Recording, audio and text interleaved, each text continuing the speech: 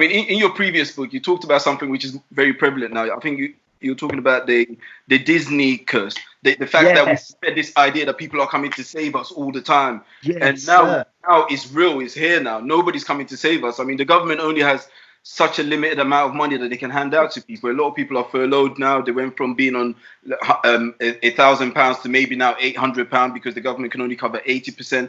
And if this virus was to go on for another year or so, the government won't be able to keep up with these payments. Of course not. So they've already gone from... We have to look for innovative ways to survive.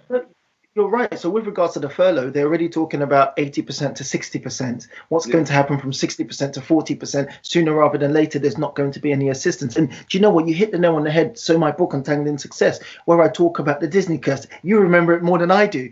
The fact is, nobody is coming to rescue you. The day you accept that, the day you believe that, in fact, accepting it's different, believing it is where the change comes, where you say, I'm in this life by myself. Anything I want to achieve, I've got to create it by myself. Not saying you don't need a team, not saying you don't need accountability partners, but every single thing lies with you. You are the CEO of your life. You are the managing director of your dreams. You've just got to decide, what is it that I want to do? And I'm not going to let any person interfere with it. Whereas most people are waiting for that knight in shining armor. We're waiting for the Rapunzel story, for the prince to be walking around and to hear us crying and shouting out and say, hey, I can come and help you. It's not going to happen. I don't even think Disney movies make that anymore, because they realize how unrealistic it is and the effect it's having on all of us as we grow older.